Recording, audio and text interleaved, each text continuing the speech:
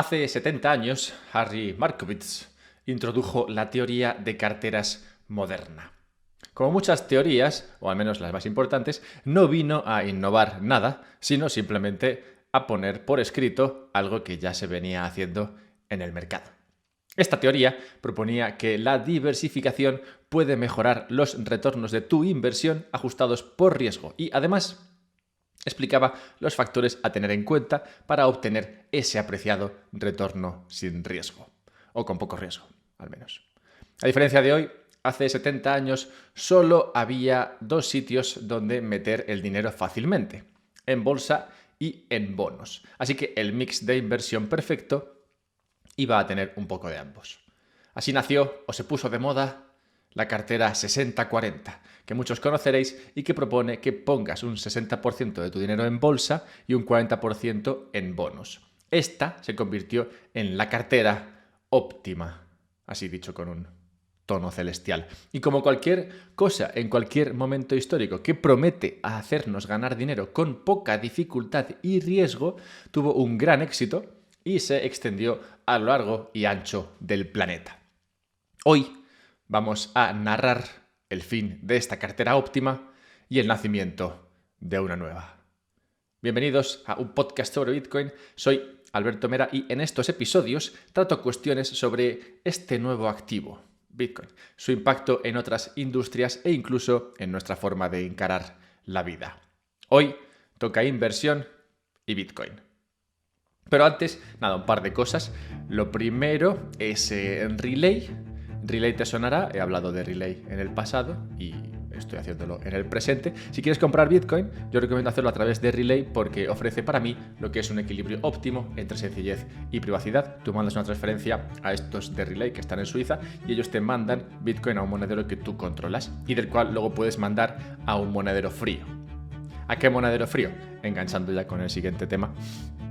Puedes mandarlo a un monedero frío que sea la Bitbox. La Bitbox es también un producto de una empresa suiza. De hecho, creo que Relay y Bitbox son vecinos, se conocen, son coleguis. Bien, pues puedes mandar de Relay a el monedero frío este de Bitbox, que es un monedero que tú controlas, que tienes en tu casa o en la casa de un amigo, no sé, el sistema que te quieras montar. Y ese monedero lo que te permite es almacenar tus Bitcoin a salvo de cualquier injerencia externa. Me gusta la Bitbox, creo que es un monedero fácil de usar para la gran mayoría de personas que tengan dedos y tal. Y no sé, creo que es un buen combo el usar Relay y meter Bitbox. Así que nada, con estos dos servicios deberías tener la vida solucionada. Y nada, usando los enlaces que encontrarás en la descripción de este podcast, pues puedes encontrar descuentos en ambos, en Relay para comprar Bitcoin más barato y en Bitbox para comprar Bitboxes más baratas. Creo que es un 5% en ambos sitios de descuento, no lo sé. En cualquier caso, creo que son buenos productos y servicios y por eso los recomiendo. Bueno, por eso y porque tengo un acuerdo con ellos, claro. Pero que ya los usaba antes de tener ese acuerdo. Bien, y luego nada, un par de cosas. Si queréis escribirme con alguna duda, Twitter, @alberto_mera. Si queréis verme, Twitch, por si queréis echar el rato ahí en mis directos, con los otros que están también en directo conmigo. Y finalmente Patreon, si me queréis ayudar así, a tontas y a locas, pues con Patreon podéis hacerlo. Muchas gracias. Vamos ya al lío. Me vais a llamar boomer, anticuado y pasado de moda por el tema este de la cartera 60-40, pero creo que por aquí van a ir los tiros. Tengo claro que esta cartera no es representativa de vuestras carteras, pero tú tienes que tener claro que tu cartera es un granito de arena en el desierto que es el mundo de la inversión. Fondos de pensiones, megafondos de inversión y miles de productos financieros más siguen usando como base o como instrumento principal la cartera 60-40. Así que yo me alegro de que tú tengas un 10% en cash o efectivo y un 90% en Bitcoin, pero esta no es la cartera típica. Hablemos entonces de esa cartera típica. La cartera boomer, podemos llamarla. De hecho, el nombre le va como anillo al dedo, pues fue justo esa generación, la boomer, la que sacó el mayor rédito de esta cartera de inversión. Como decía, lo genial de esta cartera es que te da rendimientos ajustados por riesgo. Lo que quiere decir esto es que no es la cartera que más dinero renta, sino que es la que más dinero renta por unidad de riesgo asumido. Medir el riesgo en unidades suena guay, pero en realidad es una simplificación que se nos ha ocurrido para hacer como que la inversión es como la física. No es como la física, porque no hay constantes, como tampoco las hay en la economía. Me gusta recalcar esto en uno de cada 2 podcasts más o menos, para que no os olvidéis de que el keynesianismo es un timo. Bien, unidad de riesgo. Esto lo medimos con la volatilidad de un activo o lo que es lo mismo, lo que varían sus retornos. Curiosamente, un activo puede ser muy volátil y cero arriesgado. Si todos los días solamente sube, pero unos días sube el 1% y otros días sube un 20%, volátil es un rato. Pero no es una volatilidad que tú considerarías arriesgada. Más bien, lo que te parecería arriesgado es no tener todo tu dinero en ese activo. Pero eso, que hay que medir el riesgo y lo medimos así. El segundo factor a considerar sería el retorno del activo, que es simplemente lo que sube o deja de subir. Y finalmente hay que tener en cuenta en la cartera Boomer cuál es la correlación entre activos. Bueno, en la cartera Boomer o en cualquier otra.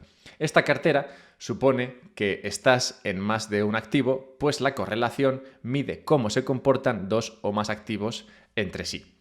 Con esto, lo que se pretende es ver qué pasa con los demás activos cuando un activo de tu cartera va muy bien o muy mal.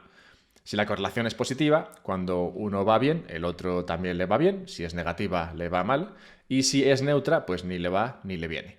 Vamos, que cuando a uno le va bien, al otro le puede ir mal, bien o regular. Esto también es un cálculo que nos hacemos basado en el pasado. Y como tal, es cero científico y está expuesto a cambios. De hecho, es interesante observar, así como pequeño paréntesis, que la correlación de Bitcoin con el Nasdaq, que es muy típica o muy comentada, es una que va reduciéndose conforme pasa el tiempo. Sigue siendo muy elevada, creo que está en el 0,7 o 0,8, pero es una correlación que conforme pasan los años cada vez va decreciendo. Con estos 3 factores, siguiendo con el tema de la cartera, retorno, riesgo y correlación, teóricamente podrías crear la cartera. Y esta es la idea que se abrió paso desde los años 50 y ganó especial importancia a partir de los años 80. Como apuntaba antes, los principales instrumentos de inversión de la época eran las acciones y los bonos, así que la cartera Boomer se componía de ambos. Haciendo esos supercálculos que expliqué antes, se llegó a la conclusión de que poniendo un 60% de la cartera en bolsa y un 40% en bonos, estabas en la frontera eficiente, donde se gana todo lo que puedes ganar con el riesgo que quieres asumir. Hoy puede parecer algo simplista, pero esta inversión ha ido muy bien en los últimos 40 años, o al menos entre los años 80 y los años 10, o sea, desde el 80 hasta el 2010. Ese fue su momento de esplendor, un momento bastante largo. Y lo fue porque todos esos factores que, como digo, importan para crear la cartera Boomer, les fueron de cara. En ese periodo, el interés medio de los bonos fue del 7,7%. Con ese nivel, hoy casi no perderías dinero con la inflación. Y además, la correlación con la bolsa fue negativa. Cuando a la bolsa le iba mal, a tus bonos les iba bien, y viceversa. Esto es porque cuando a la bolsa le iba mal, los bancos centrales se ponían a bajar los tipos, que venían de niveles que hoy consideraríamos altísimos, y así hacían subir el valor de los bonos. De alguna manera, lo que vivimos en esas 3 décadas fue un juego de cara ganamos y cruz no perdemos, que produjo una gran prosperidad en el sector y tuvo una gran influencia en las carreras, en que las carreras en finanzas se convirtieran en las más demandadas a principios del siglo XXI. Esto lo sé por experiencia propia. Para mí, películas como Wall Street o Pretty Woman, que también va de finanzas un poquito, son las que me incitaron a estudiar finanzas. Ahora, como ocurre con cualquier cosa, un exceso de oferta de empleo por chavales como yo y de servicios por los que trabajaban ya en finanzas llevó a una caída de la rentabilidad de estas profesiones, el ciclo natural de las cosas. Más importante, los tipos en todo este periodo pasaron del año 80 al 2010, llegaron hasta 0. Y aunque 0 no es una barrera infranqueable, como hemos visto, sí que es una que les está costando cruzar abiertamente. Al menos por el momento. Total, que llegados a la década de 2010 y concretamente a 2020, lo que tenemos es que el interés medio de los bonos era del 1,2%. Si recordáis, la media del periodo anterior había sido del 7,7% y ahora estábamos en el 1,2%. La rentabilidad por dividendo es de hecho más alta que la rentabilidad de los bonos, un 0,5% al menos en 2020. Y la correlación, esa correlación que hablamos, encima es positiva. Vamos, que cuando les va mal a los bonos, también les va mal a las acciones. Ya no hay escapatoria por ningún sitio. Un tema importante a reseñar del estudio del que saqué esta información es que comentan que con ese nivel de rentabilidad en los bonos, una subida de tipos del 0,05% metería tu inversión de bonos en pérdidas. Una subida del 0,05%, esto decían en 2020. Y desde entonces han subido los tipos casi un 3%, que son, 300 puntos. Y ahora vamos de 5 puntos. Te digo yo, la hostia que llevan los que tenían dinero invertido en bonos. Que casualmente somos prácticamente todos, directa o indirectamente, a través de pensiones, fondos de pensiones y otras historias. Bien, Bitcoin se va a cargar esta cartera óptima, pero no solo por lo que ofrece Bitcoin, sino por el contexto que nos rodea. Hablemos de Greg Foss. Greg es un señor canadiense, creo. Si es canadiense, es de los pocos canadienses con mal humor. Te costará encontrar uno así. Sí, Greg tiene malas pulgas, sobre todo en Twitter, y sobre todo cuando toca hablar de deuda y Bitcoin. Su argumento en favor de Bitcoin se resume en que la gente no sabe matemáticas y por eso no entienden el valor de Bitcoin. Si lo dejamos ahí, a mí ya me parece un argumento que se sostiene. La gente, por regla general, no sabe mucho de mates, sabe las justas para echar el día y si acaso. Así que, sí, Greg, probablemente tienes razón. Él entiende que los bonos están muertos. Que invertir en bonos es algo que sí, va a seguir haciéndose por un montón de razones peregrinas o por simple represión fiscal, que esto es que el gobierno te obliga a comprar bonos, como pasa con las aseguradoras y los fondos de pensiones, pero que a la larga es una inversión que va a tender a reducirse. Si recordáis, invertir en bonos fue lo más en el periodo 1980-2010, periodo en el que los tipos pasaron del 15% o 19% en Estados Unidos al 0%. Cuanto más bajan los tipos, más sube el precio de los bonos ya emitidos. Y además el interés que pagan es mucho mayor con los tipos altos que con los tipos bajos. Ahora, podrías pensar que una vez que los bancos centrales han hecho todo el camino de ida, es decir, desde el 19% al 0, pues ahora lo harán de vuelta, subiendo los tipos para así atacar o tratar de reducir la inflación.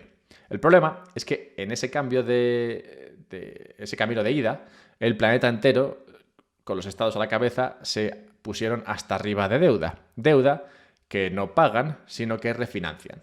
Como haces tú cuando le debes dinero a un hermano y él te lo pide y tú le dices déjame dinero y te lo pago. Pues algo así es lo que hacen y nunca se avienen a pagar y ya está. Más que nada porque no tienen dinero. Total, que si esto es así, ya lo que les faltaba es pedir dinero para pagar lo que deben y sufrir intereses altos. Válgame el cielo, pagar dinero porque te presten dinero. Habráse visto desvergüenza tal, pensarán. Y considerando esto, decidirán que igual no es un planazo subir los tipos. Es decir, que no es un planazo hacer ese camino de vuelta, desde 0 a 15. Así pues, hacer el camino, como comento, de vuelta y la inversión en bonos más atractiva no parece una solución viable o que vayan a acometer. Si la historia sirve para algo, lo normal es que pronto cesen los bancos centrales en su plan de subir tipos. Hablo de Estados Unidos, claro, en Europa no han podido ni siquiera amagar con subirlos. Y por esto dice Greg que si hay un activo que la gente no va a querer tener en el corto o medio plazo, yo diría también que largo, son bonos. ¿Cuántos bonos hay? ¿No? Podríamos considerar ahora. Greg se lanza al estudio de la cantidad de bonos para presentar su precio objetivo para Bitcoin. Esto a mí me hace gracia, pues nunca me he planteado un precio objetivo para Bitcoin. O Bitcoin sirve y entonces no tiene sentido ponerle precio en dólares, o Bitcoin no sirve y entonces no tiene sentido ponerle precio en dólares. Pero Greg es inversor y como tantos otros inversores gusta de ponerle precios objetivos a las cosas. Y también le gusta Bitcoin, así que le pone un precio objetivo. Y ese precio es 1 al que llega haciendo el siguiente análisis. Hay 900 trillones de activos financieros en dólares de hoy. Me encanta resaltar que son dólares de hoy, como el pan, para que no nos confundamos si escuchamos este pod en 2025 cuando el dólar valga menos. Curiosamente, y a riesgo de estirar demasiado este paréntesis, diré que al dinero fiat le pasa al revés que al pan. Cuanto más tiempo pasa, más blando se pone. Bien, repostería y panadería aparte, de esos 900 trillones americanos, millones de millones, o sea, los trillones son millones de millones. En Estados Unidos, en España, esos serían billones, y de hecho yo diría que son ellos, los anglosajones, los que lo hacen mal, porque tiene más sentido que un billón sea 1.000.000 de millones, ¿no? Que son como 2 millones, ¿no? Bueno, da igual. Total, que hay 900 trillones o 900 millones de millones en activos financieros globales. De esos 900, tenemos 400 en deuda. Mira toda la deuda que hay. Pareciera como si el dinero de hoy fuera deuda. Bien, 400 en deuda. 300 en inmobiliario. 300 de 900, un tercio en inmobiliario. De esto hablaremos después, pues merece una parte. 100 trillones, en materias primas, incluido el oro. Cosa que imagino que te sorprenderá, al menos a mí me sorprende, porque parece que las materias primas son como un tema importante, ¿no? El tema del gas, el petróleo, el cobre, yo qué sé, todas estas cosas que usamos y tal, solo son 100 trillones. Son casi una décima parte del total de los activos financieros que se compran y se venden en los mercados. Así que me sorprende que sea solamente una cuarta parte del total de la deuda y una tercera parte que los inmuebles. Y entonces vamos por 800, quedan 100 trillones más, que son lo que tiene la bolsa. Total, 900 trillones. 400 deuda, 300 casas, 100 materias primas y 100 bolsa. Ahora, el cálculo que hace Greg es muy simple. Espero no perderos. Él dice, yo, Greg, estimo que un 5% de todo ese dinero invertido en las cosas más variopintas, esas que os acabo de comentar, debería acabar en Bitcoin. Y si esto es así, tendríamos que Bitcoin tendría una capitalización de 45 trillones americanos. Lo que dividido entre 21 millones de Bitcoins nos daría un precio objetivo para Bitcoin, objetivo para Greg, sobre Bitcoin, de 2 millones por monedita. Realmente, a ver, Greg se enfada cuando la gente no quiere ver su análisis de Bitcoin, pero hay que entender que el precio de Bitcoin hoy igual no acompaña su estudio. Hay que entender, no obstante, que esto es una opinión, y las opiniones no son ni correctas ni incorrectas. ¿Qué nos dice el precio de Bitcoin hoy sobre el análisis de Greg? Nos dice que el mercado da una probabilidad del 1% a esta posibilidad de llegar a los 2 millones por Bitcoin. Con el precio de hoy, que estamos en 2022, bueno, 2022 digamos que el precio ha sido siempre el mismo, alrededor de 20.000. Bien, pues con el precio de 20.000, Bitcoin valdría un 1% de ese precio objetivo de 2 millones y por tanto esa es la probabilidad que el mercado asigna a ese posible resultado. Independientemente de cuándo llegará el precio de Bitcoin ahí, nótese lo de cuándo, lo que parece obvio es de dónde saldrá el dinero para que Bitcoin pase de una capitalización de 400.000 millones, que es la que tiene hoy, a 45 millones de millones, que es lo que tendría en el caso de ese valor de 2 millones. Pues vendrá de los bonos, claramente. Pero es que existiese Bitcoin o no, sería de ahí de dónde saldría el dinero. Porque como hemos visto en la primera parte del podcast, la inversión en estos activos, en bonos, está herida desde 2008, o desde 2010 si queréis, y tras la impresión descomunal que vivimos con el tema del COVID, parece no ya herida, sino totalmente muerta. ¿Quiere esto decir que el mercado de deuda va a desaparecer? Para empezar, así dicho, parece una quimera, como decir que el desayuno se ha acabado, ¿no? Ya jamás se desayunará, no. Hoy puede parecernos imposible un mundo sin deuda, pero realmente hemos avanzado y mucho con niveles más bajos de deuda, muchísimo más bajos de deuda. Claro que siempre hay alguien pidiendo un préstamo por ahí, siempre lo ha habido, pero lo de ahora es a todas luces exagerado. O sea que no digo que el mercado de deuda vaya a desaparecer, solo digo que se va a contraer, que es un poco también lo que comenta Greg, que se va a contraer y ese dinero acabará en otro sitio. En este caso, él comenta, en Bitcoin. Ahora, se va a contraer tanto ese mercado que comparado con el mercado que tenemos hoy, sí que va a parecer que el mercado de deuda ha desaparecido. Yo opino, y esta sí que es mi opinión, que acabaremos volviendo a los niveles que teníamos con el patrón oro, allá por el siglo XIX, cuando la civilización avanzó a una rapidez increíble. En esa época nos movíamos en porcentajes de deuda de entre el 45% y el 30% del PIB. Es decir, de todo lo que se producía, mal medido con el PIB, pero bueno, aceptamos barco, debíamos un tercio aproximadamente. Un ratio de deuda bastante aceptable. Un poco el ratio de deuda que tendrás tú, con suerte, aunque probablemente el tuyo sea peor si tienes una hipoteca. Ahora, en 2022, ese nivel de deuda está en el 370% sobre PIB global, que este igual es también tu ratio de deuda sobre ingresos. Cuando digo que se nos ha ido la mano pidiendo dinero, es que se nos ha ido, pero bien. A mí no me sorprendería si esto vuelve poco a poco a la normalidad a base de quiebras, devaluaciones y dolor. Mucho dolor. Y acabamos en un escenario de deuda aceptable. Aceptable siendo ese escenario de hace 100 y pico años del 45-30% del PIB.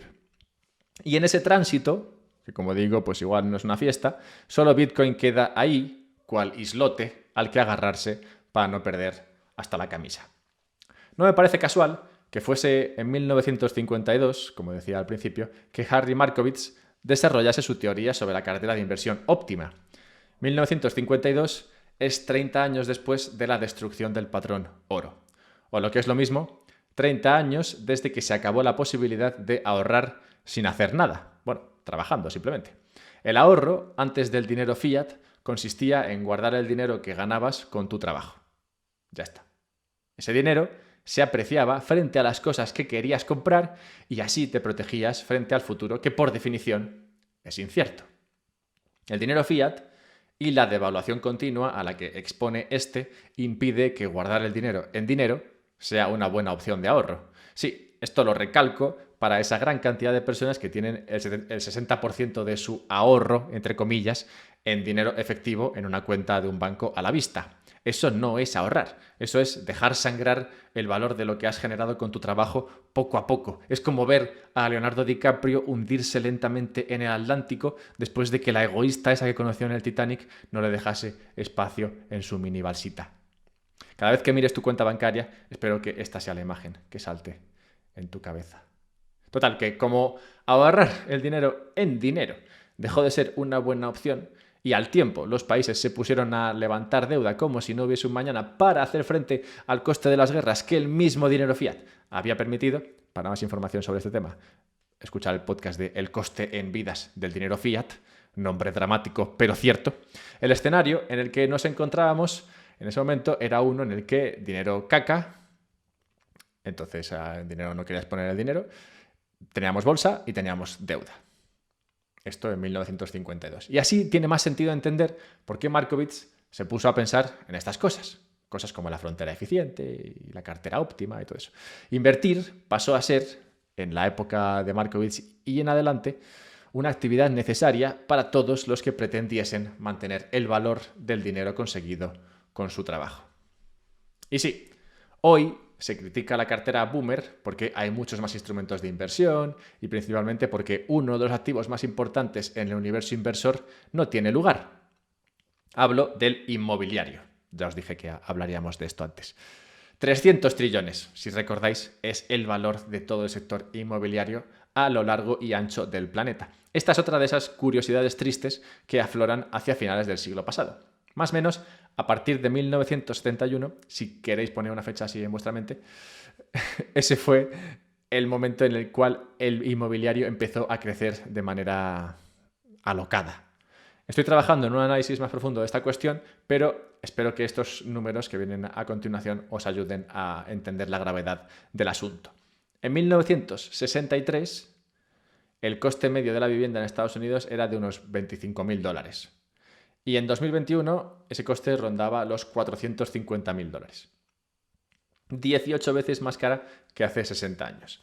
Este incremento, en un periodo en el que hemos conseguido ser mucho más productivos que antes, solo se puede responder si entendemos que lo que ha ocurrido es una transición del mercado inmobiliario de su consideración de materia prima a su nueva consideración de inversión. Es decir, lo que era antes un activo que tú usabas en tu día a día como una commodity, una materia prima o como un colacao, ha pasado a ser un activo de inversión. Y ese tránsito es lo que ha convertido al inmobiliario en uno de el segundo sector más grande de inversión del planeta. Y es que, claro, tú puedes imprimir dinero, pero no puedes imprimir casas, ni ladrillos, ni nada de lo que es necesario para construir casas. Así que eso hace que la gente se vaya a la seguridad que ofrecen las casas, que no las puedes imprimir, y se aleje del dinero que sí que se puede imprimir, el dinero fiat, claro. Bien, esto es un poco uno de los principales determinantes que han hecho que este activo creciese tanto. Pues solo así se explica el tamaño del sector inmobiliario en el total de activos financieros globales. Y sí, a pesar de que el sector inmobiliario no esté en la cartera boomer, también creo que este será un activo que perderá peso en el futuro. De nuevo, peso que se irá a Bitcoin. Y supongo que ya lo estáis viendo, pero sí, mi tesis es que el negocio de la inversión en general va a tender a reducirse. Y me siento un poco traidor argumentando esto, pues es justo el sector que más me ha interesado en mi carrera, el sector en el que empecé a trabajar, de hecho, pero también un sector que para mí tiene su sitio y no es el que ocupa hoy. Creo que la vida era mucho más sencilla cuando podías ahorrar tu dinero en dinero y ya está, sin preocuparte de lo que diga un señor sobre la economía, sin preocuparte del nivel de interés que marque el Banco Central, ni de la impresión de dinero para solucionar, entre comillas, la siguiente crisis. Todo esto podría alterar el cálculo de Greg. Si recordáis, Greg hace un cálculo partiendo del total de activos financieros globales que para mí va a tener que reducirse. Y esa reducción pues sí conllevaría a un cambio, ¿no?, en la manera, o al menos en el número que debería coger Bitcoin de ese total. Pero claro, realmente no es importante que eso pase, pues en esa reducción no es que el dinero vaya a desaparecer, sino que se va a mover de donde está ahora, bonos, inmuebles, a donde estará en el futuro, que será Bitcoin. Pues Bitcoin tenderá a comerse estos activos. Todos los activos, bueno, todos no, porque el mercado de equity, la bolsa, seguirá teniendo su sitio. Es más, creo que ganará importancia en un mundo con Bitcoin, un mundo hiperbitcoinizado. No sé si ganará tamaño, pues hoy mucha gente invierte en bolsa solo para tratar de ahorrar, entre comillas, como decía, pero sí que ganaría en importancia porque la forma de financiarse en un mundo con Bitcoin tenderá a la venta de equity. La gracia de ahorrar en Bitcoin es que Bitcoin se aprecia. Entonces, los préstamos en Bitcoin serán más difíciles de pagar, pues el dinero costará más conseguirlo y te costará más repagar esa deuda. Entonces yo entiendo que por regla general se tenderá a pedir menos dinero prestado. El mercado de deuda, como digo, se reducirá, pero sí que se levantará financiación en forma de equity, es decir, tú darás parte de tu empresa a aquel que te quiera financiar y el que te financia será propietario de la empresa y se verá pues beneficiado si la empresa va bien y perjudicado si la empresa va mal. Todo esto seguirá siendo un sector importante y seguirá siendo rentable invertir en las empresas buenas y seguirá habiendo gestores y analistas.